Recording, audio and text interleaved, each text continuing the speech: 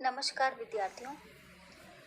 आज हम मनोविज्ञान बीए द्वितीय वर्ष के प्रथम इकाई का दूसरा अध्याय शुरू कर रहे हैं।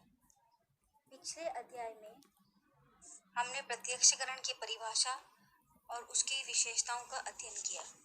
इसी अध्याय को आगे बढ़ाते हुए आज हम दृष्टि प्रत्यक्षण किस प्रकार होता है इसका अध्ययन करेंगे और इसके अंतर्गत आकृति तथा पृष्ठभूमि का अध्ययन हम करेंगे। विद्यार्थियों, आपने देखा कि हमें सभी ज्ञानेंद्रियों के माध्यम से प्रत्यक्षीकरण होता है, परंतु यदि हम देखें कि प्रत्यक्षण में दृष्टि प्रत्यक्षण की प्रधानता अधिक रहती है। हम ज्यादातर दृष्टि प्रत्यक्षीकरण करते हैं। दृष्टि प्रत्यक्षीकरण में भी आकृति तथा पृष्ठभूमि का अधिक महत्व है।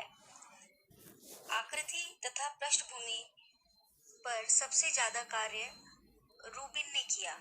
रूबिन ने 1921 में सर्वप्रथम निरर्थक आकृतियों का विभिन्न प्रकार की पृष्ठभूमि में प्रायोगिक अध्ययन किए।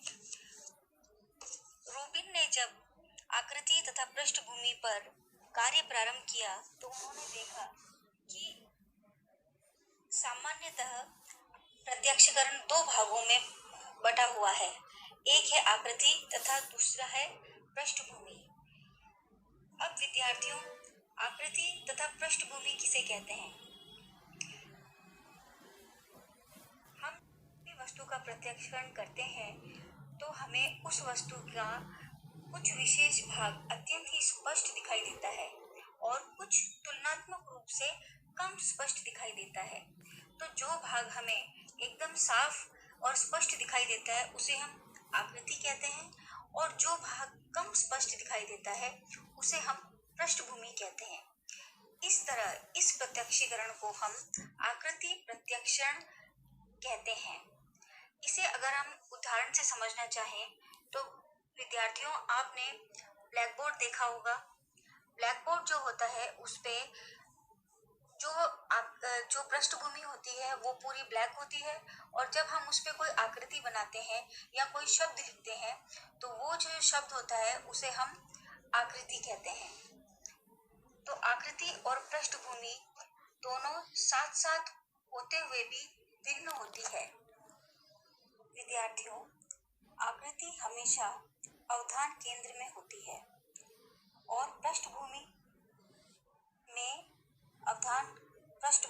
जो होती है वो अवधान केंद्र में नहीं होती, तथा आकृति में आकृति रेखाओं का महत्व होता है, परंतु पृष्ठभूमि में आकृति रेखाओं का अभाव होता है।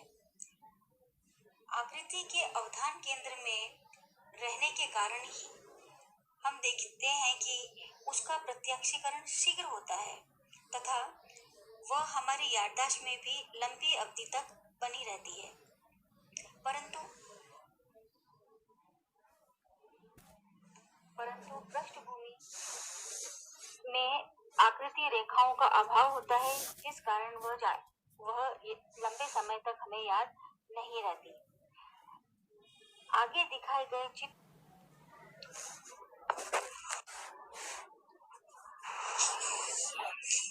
चित्र में आपको आकृति तथा पृष्ठभूमि और ठीक से समझ में आ जाएगी।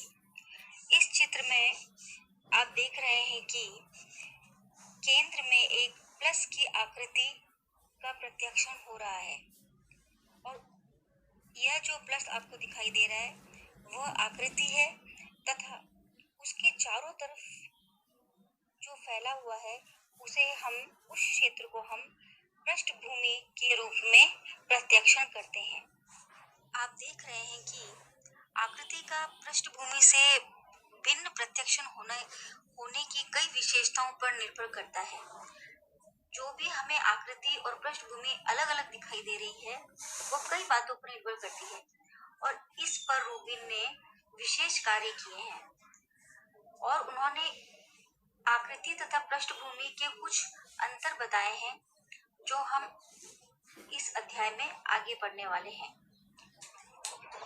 रूबिन ने पहले आकृति तथा पृष्ठभूमि की विशेषता बताई, जिसमें उन्होंने ये बताया कि आकृति जो होती है वह अधिक संरचित तथा रूप गुण वाली होती है, जबकि पृष्ठभूमि आकृति की अपेक्षा कम संरचित होती है तथा कम रूप गुण वाली होती है।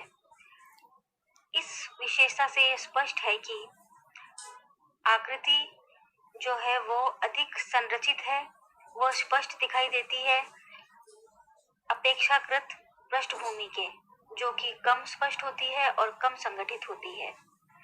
दूसरी विशेषता आकृति और पृष्ठभूमि की जो उन्हें एक दूसरे से भिन्न करती है वह यह है कि आकृति पृष्ठभूमि से उभरी हुई आगे की तरफ आई हुई तथा पृष्ठभूमि आकृति के नीचे या पीछे फैली हुई होती है।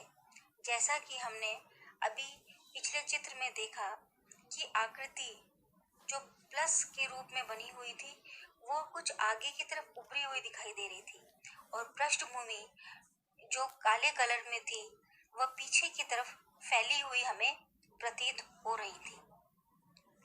तीसरी विशेषता आकृति और पृष्ठभूमि की यह है कि व्यक्ति को आकृति अधिक पास व पृष्ठभूमि हमेशा दूर दिखाई देती है।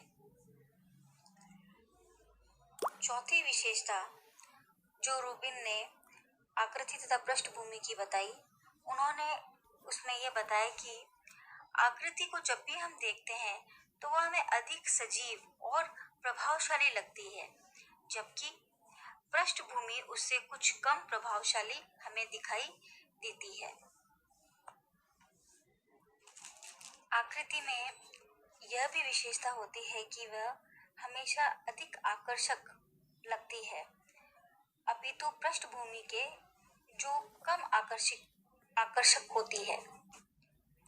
आकृति में वस्तु गुण अधिक मात्रा में पाया जाता है, जबकि पृष्ठभूमि में यह गुण कम मात्रा में होता है।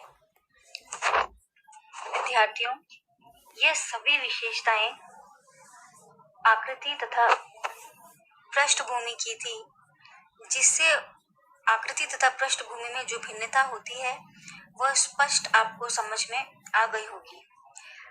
निष्कर्षतः आकृति जो है वह हमेशा आपको स्पष्ट दिखाई देगी और पृष्ठभूमि हमेशा अस्पष्ट दिखाई देगी। जो विशेषताएं हैं, रूबिन ने जो विशेषताएं बताई उसकी हम विवेचना कर चुके हैं।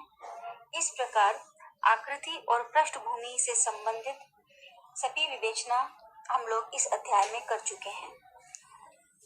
आगे वाले अध्याय में हम आकृति तथा पृष्ठभूमि को किस तरीके से पृथक्करण किया जाता है, उसके क्या निर्धारक तत्व होते हैं, इसके बारे में हम अगले अध्याय में अध्ययन करेंगे। सभी विद्यार्थियों को धन्यवाद।